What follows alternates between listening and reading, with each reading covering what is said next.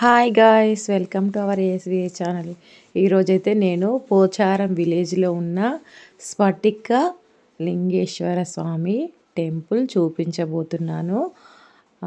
ఇది కార్తీక మాసం కదండి. ఇక్కడ జ్యోతిర్లింగాలు 12 దర్శనమిస్తాయి అని చెప్పేసి, ఈరోజు నాగుల చవితి కదండి. ఇక్కడ నాగబంధనాలు కూడా ఉన్నాయని చెప్పేసి మేమైతే దర్శించుకోవడానికి వచ్చాము. చూడండి, ఇక్కడ నాగబంధనాలు, జంట నాగులు, తర్వాత దత్తాత్రేయ స్వామి అందరూ కనిపిస్తున్నారు కదా. నాగుల చవితి సందర్భంగా భక్తులైతే చాలామంది వచ్చారండి. తర్వాత ఇక్కడ మన ఎప్పుడు కానీ వచ్చి మనం దర్శించుకోవచ్చు. పక్కకే నాగమ్మ తల్లి కూడా ఉంటుంది. ఇదంతా టెంపుల్ వ్యూ అండి. ఈరోజు వర్షం చాలా పడింది, అందుకే అంత తడి తడిగా ఉంది. అటు సైడు నవగ్రహాలు కూడా దర్శనమిస్తాయి.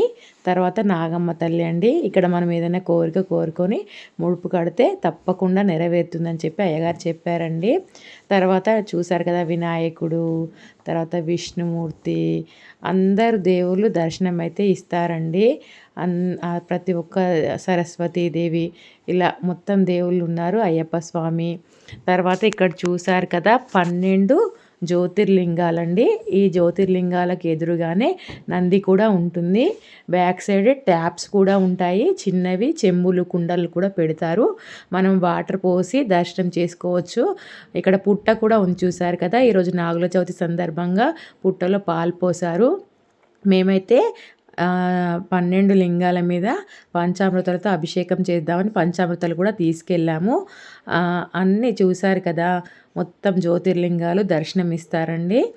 చాలా బాగా అనిపించింది, పీస్ఫుల్గా ఉందండి టెంపుల్ కూడా.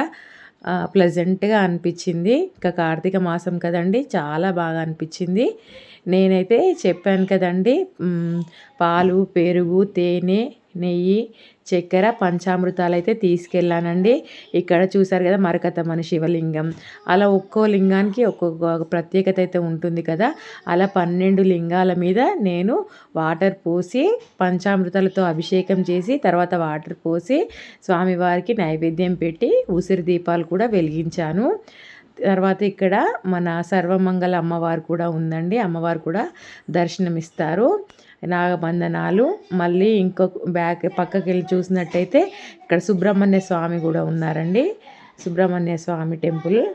తర్వాత అందరు అమ్మవార్లు కూడా చెప్పాను కదా, ప్రతి ఒక్క అమ్మవారు కూడా ఇక్కడ దర్శనమిస్తారు. కాళికామాత, తర్వాత సరస్వతీదేవి, అందరు అమ్మవార్లు దర్శనమిస్తారండి. గాయత్రీదేవి. మళ్ళీ బ్యాక్ సైడ్ వెళ్ళడానికి టెంపుల్ వ్యూ అండి. ఇదిగోండి అమ్మవార్లు. ప్రతి ఒక్క అమ్మవారిని కూడా ఇక్కడ ప్రతిష్టాపన చేశారు. చాలా బాగా అనిపించింది టెంపుల్ అయితే. ప్లీజ్ ఫ్రెండ్స్, నా వీడియో నచ్చినట్టయితే లైక్ చేయండి, నా ఛానల్ సబ్స్క్రైబ్ చేసుకోండి. మీరు ఇచ్చే ఒక్క లైక్ వల్ల నాకు ఇలాంటి మరెన్నో వీడియోస్ చేయాలని చెప్పేసి అనిపిస్తుంది.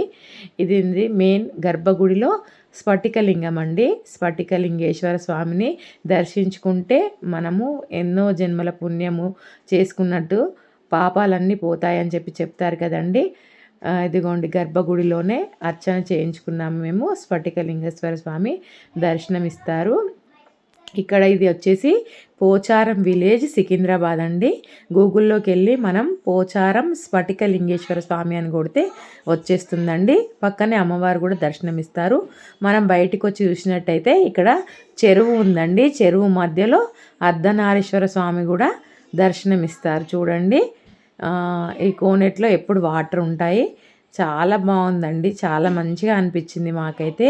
మీరు కూడా వీలైతే ఈ కార్తీక మాసంలో ఒక్కసారైనా దర్శనం చేసుకోండి. తర్వాత కొంచెం డౌన్కి బ్యాక్ సైడ్ బాయ్.